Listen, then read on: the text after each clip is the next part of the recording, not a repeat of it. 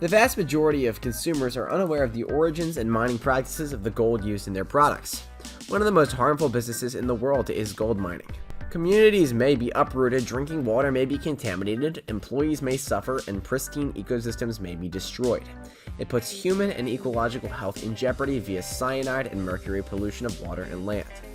According to data, 180 million tons of such waste are disposed of yearly by mining corporations in rivers, lakes, streams, and seas.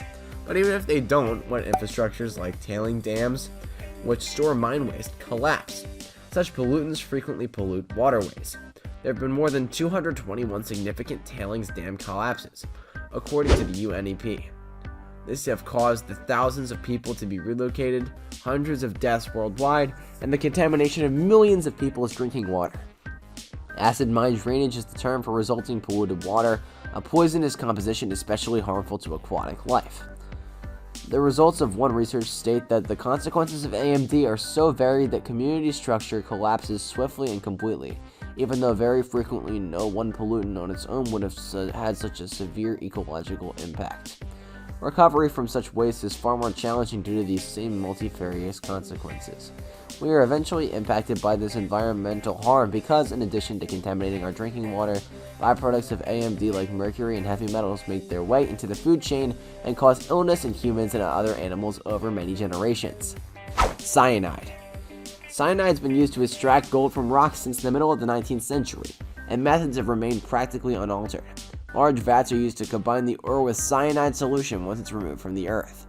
The solution separates the minerals over approximately 24 hours.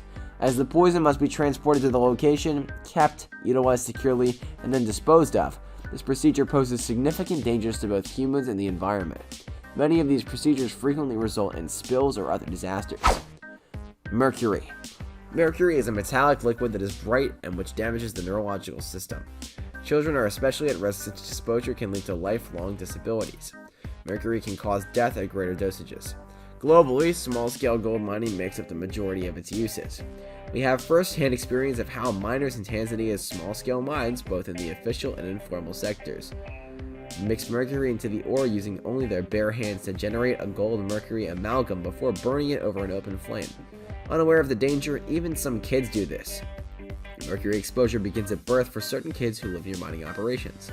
One of them was Erevu, a 12-year-old who processed gold with mercury in a mine in Tanzania's Chunya area and claimed to experience headaches and dizziness every day. A significant turning point has now been reached in an effort to combat global hazardous pollution. On August 16th, the Minamata Convention on Mercury, a new mercury treaty, entered into force.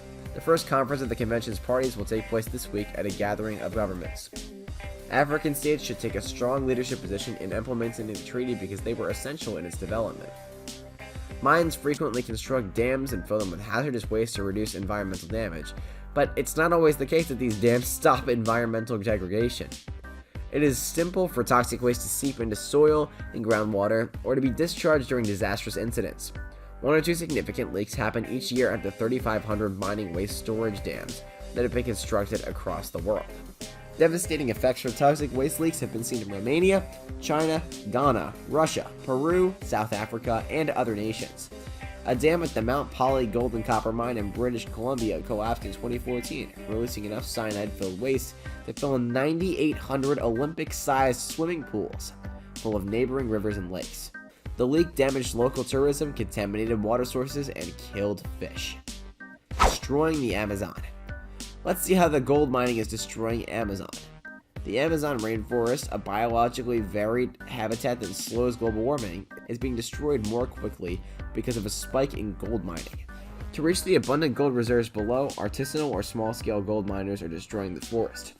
According to one research, the Peruvian Amazon's Madre de Dios region's deforestation rates have multiplied by 6 as a result of gold mining. Large levels of mercury are also released into the air and water of the Amazon as a result of gold mining. Plants, animals, fish, and humans are all being poisoned by mercury. In one season, in the Peruvian Amazon, 80% of the locals were found to have hazardous mercury levels. For the Amazon or the people, both locally and globally, the gold mining boom is not encouraging. Governments can make small-scale gold mining advantageous for nearby people if they take immediate action to ban the use of mercury and cyanide. Well guys, that's it for this one. What'd you think about it? Let us know in the comments below. If you're new to our channel, be sure to sub and ring that bell to get notified about our latest videos. Thanks for watching, and we'll see you next time. Bye-bye.